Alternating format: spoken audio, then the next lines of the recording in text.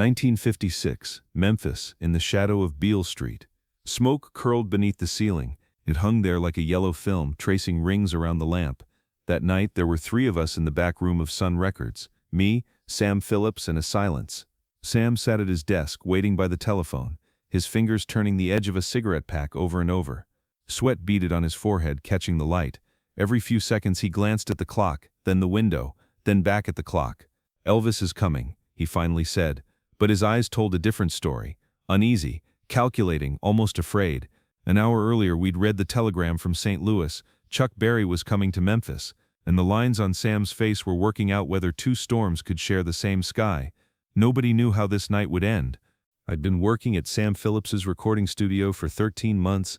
I carried the tapes, adjusted the microphones, and sometimes just stood in the corner and listened. I'd known Elvis from day one, that shy kid who kept fixing his hair, always on the phone with his mother. But something had changed in the last 6 months. The radio stations were saying his name. Girls were screaming. And Elvis wasn't calling his mother anymore. He was calling his manager. Even his walk had changed. Used to lean forward a little. Now he stood straight, almost defiant. Chuck Berry. I knew only from the tapes. I'll never forget how Sam's eyes lit up when Maybelline played. He'd put his hand on his chest like his heart might stop. But I'd never seen Chuck in person. That night would change everything. At 9 o'clock the door opened. First came the cold air, December's sharp, wet breath. Then Elvis. He wore a black leather jacket, his hair perfect as always, but there was a hurry in his step. His eyes swept the room, found me, and he nodded. "Hey Jimmy," he said. His voice was a pitch higher than usual. Behind him came Scotty and Bill. Scotty carried a guitar case. Bill had the upright bass on his back. Elvis turned to Sam, his smile looking forced, lips stretched but eyes not smiling. "So we're expecting company, huh?" he said. Before Sam could answer, we heard an engine outside. A black Cadillac had pulled up, idling in neutral, and everyone in that room, myself included, held their breath. The silence stretched. The Cadillac's engine had stopped, but nobody was getting out. I looked through the window. The glass was fogged, couldn't see inside. The yellow glow of the street lamp left a trembling stain on the hood. Sam stood up, then sat back down. Elvis was playing with his jacket button, back and forth, back and forth. The clock on the wall kept ticking. 1 minute, 2 minutes. Why was he waiting? Elvis walked to the window, pulled the curtain aside. His face was half in light, half in shadow, like a mask split in 2. "Is he playing games?" he murmured. Nobody answered. At the end of the 3rd minute, the car door opened. When Chuck Berry walked through that door, the air in the room changed. Physically, it stayed the same temperature, same smoke, but something tightened. I felt pressure in my chest, like I'd lost altitude. Elvis's shoulders tensed slightly. His fingers touched the seam of his pants, then relaxed. Must have been a habit, something he did when he was nervous. Chuck looked relaxed, but behind that ease was a shield built over years. He was 31, 5 years older than Elvis, but the gap between them was more than age. His eyes carried the weight of a man who'd seen things. In his hand was a guitar case. Brown, corners worn, leather cracked, metal clasps tarnished. His eyes swept the room slowly, measuring, weighing. He saw Sam, gave a slight nod. Then he looked at Elvis. 1 second, 2 seconds, 3 seconds.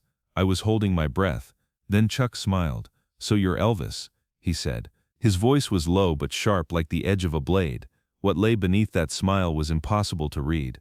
Elvis took a step toward Chuck. The step was wide but cautious. Not too close, not too far. His shadow fell on the wall, merged with Chuck's for a moment. "Mr. Berry," he said. His voice was a tone lower than usual. Maybe out of respect, maybe trying to prove something. He cleared his throat. "I play Maybelline every night." Chuck raised his eyebrows. His left hand was on the handle of the guitar case, his right hand in the air, fingers slightly curved.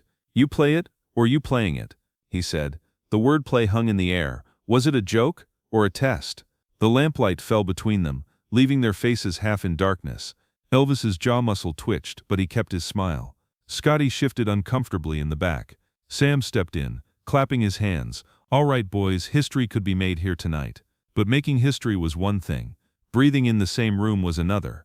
And I stood there by the tapes in the corner, watching 2 enormous shadows dance. Sam wanted us to move to the main studio. A narrow corridor, low ceiling, walls covered in egg carton padding. Shadows danced on the walls. Our footsteps echoed on the wooden floor. At the end of the corridor was a door, glass cracked, edges rusted. The main room wasn't any bigger, maybe 150 square feet, a single microphone in the center, a piano in the corner, a clock on the wall. Shadows gathered in the corners, light pooled in the middle like an arena. The clock showed 11. Chuck set down his guitar case, unclasped the latches. The metal sound echoed through the room. Out came a honey-colored Gibson, ES-350T. There were little scratches on the back, paint faded in spots, but it still looked magnificent. Elvis couldn't help narrowing his eyes. "Beautiful piece," he said. His voice was close to a whisper. Chuck stroked the neck of the guitar, like stroking a child's head. "Comes from St. Louis," he said. "Every scratch tells a story. They take this from me. They take my voice."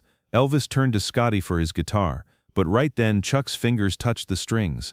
Just one chord, a single sound, and everyone in that room, me, Sam, Scotty, Bill, Elvis, froze. That chord, an E minor, hit the walls, bounced back, pierced our chests. The tone hung in the air for seconds, drifting between the padded walls. Sam's eyes had gone wide, his hands gripping the edge of the desk, knuckles white. Elvis's hand had stopped mid-air, reaching for Scotty. Scotty and Bill exchanged looks, but Chuck sat there like nothing happened, settled the guitar in his lap, crossed his legs. Not a flicker of expression on his face. "Don't get me wrong," he said. "I'm not showing off, just warming up." But we all knew, this wasn't a warm-up. This was a signal. "Here I am," it said, "and I intend to stay." Nobody could underestimate this man. Elvis took the guitar from Scotty, silently. He pursed his lips, was about to say something, changed his mind. He gripped the neck, checked the strings, turned one of the tuning pegs slightly. An unnecessary move. The guitar was already in tune, but his hands needed to be busy. I understood. That's how he managed tension.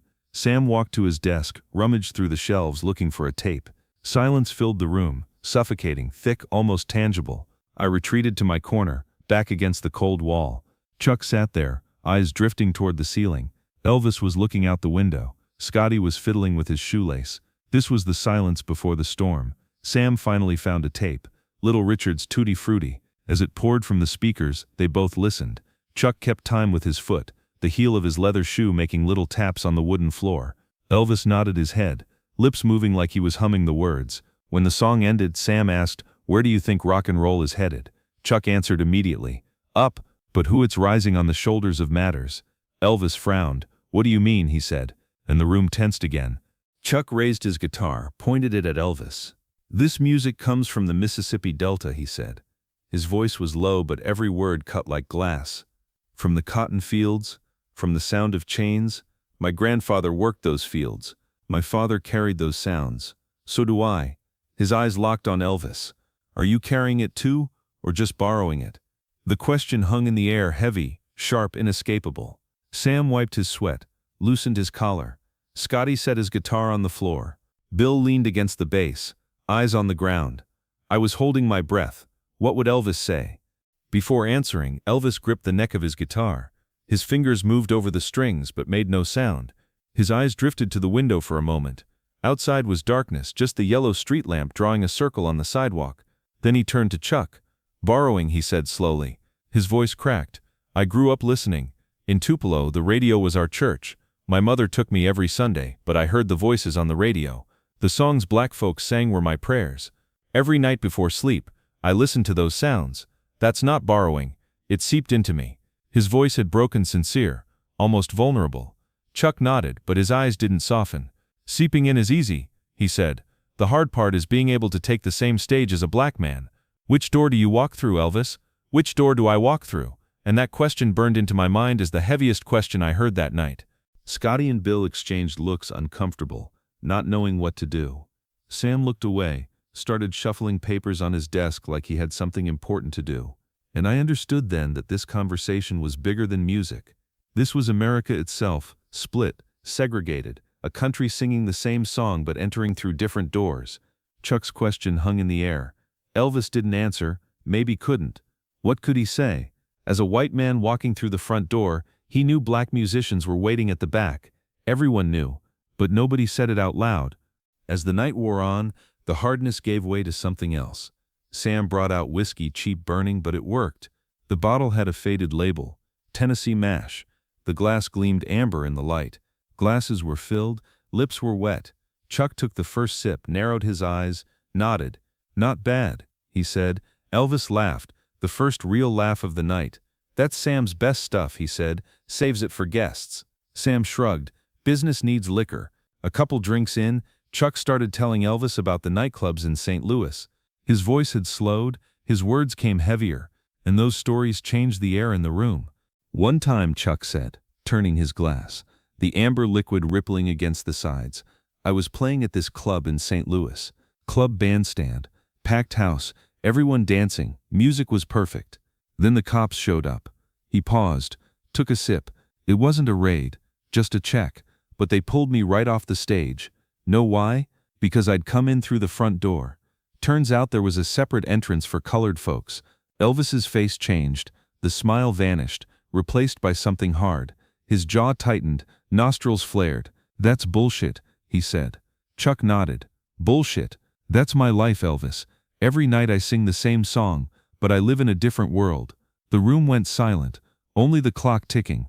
Elvis wanted to say something. His lips parted, then closed. Chuck continued. "When I get on stage, they cheer. 'Go Chuck! Go Chuck!' they yell. But when I leave the club, cabs won't stop, hotels won't take me. The same people, the same night won't even look at me." His voice trembled, but he steadied himself. "That's why I'm asking. Are you carrying it or borrowing it? Because carrying means carrying this weight too." Elvis listened. For the first time that night, he truly listened. His hands were in his lap, fingers interlocked, and at some point he said, I know this injustice." Chuck raised his glass. "Knowing isn't enough," he said. "One day you'll have to use your voice." This wasn't a challenge anymore. It was a plea. Past midnight, they both turned to their guitars, like a wordless agreement had been made.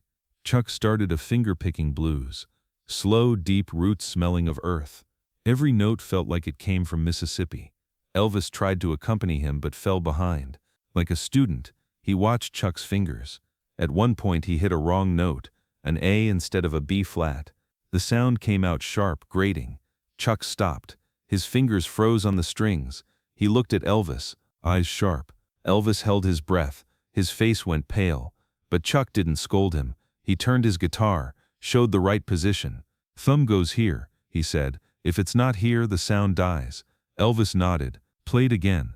This time the B-flat came out right. Chuck smiled, and then Chuck touched Elvis's shoulder, lightly. It didn't even last a second. But I saw it. Sam saw it. That touch said more than 1,000 words. As dawn approached, the conversation thinned out. Chuck was putting the Gibson back in its case when Elvis walked to the window. Outside, Memphis was waking up, smoke rising from the meatpacking plant, the sky turning gray. Elvis spoke without turning around. "We'll never be on the same stage together, will we?" His voice was sad.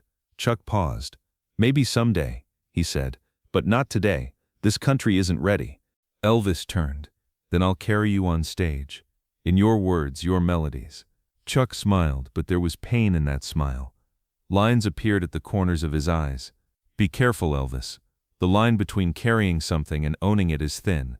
Some people don't see that line." It was a warning, a prophecy.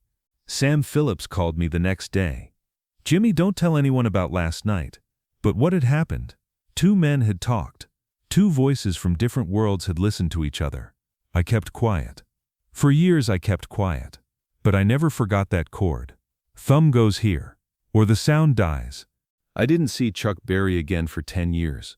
1966, Las Vegas, lobby of the Sahara Hotel. He didn't recognize me, why would he? But I recognized him. His hair had gone gray, the weight of years on his shoulders. In his hand was the same brown guitar case. Elvis was making movies by then, but Chuck was still on tour. When Elvis died in 1977, I was working at a radio station. When the news came, I was holding Chuck Berry's Roll Over Beethoven. I remembered Elvis's question, "We'll never be on the same stage together, will we?" They never did, but they lived inside the same music, like two branches of the same river, both emptying into the same ocean. In 1987, Chuck told Rolling Stone, "Elvis was a good kid, but the world gave him a throne. It never even gave me a chance to be the hand that built that throne." Thrones and crowns, who wears them, who makes them? When Chuck died in 2017, I was an old man. The father of rock and roll is gone, they said. I thought of the man I'd seen that night, the one who showed Elvis where the thumb goes. Memphis was quiet that night. When the studio closed, the sun was coming up. Chuck got in his Cadillac and vanished. Elvis left through the back door. I was the last one left. On the table was something, a guitar pick. Didn't know whose it was. Made of bone, edges worn, turned yellow. I put it in my pocket, kept it for years. The only proof that two worlds had crossed. I'm looking at that pick one last time. It sits in my palm. No mark on it, no signature. Whose it was will stay a secret. But it doesn't matter. What matters is that two men sang the same song in different tongues that night. Rock and roll was born in the space between those two voices. Not quite rivalry, not quite friendship, just music, just that night, and a pick that stays silent forever.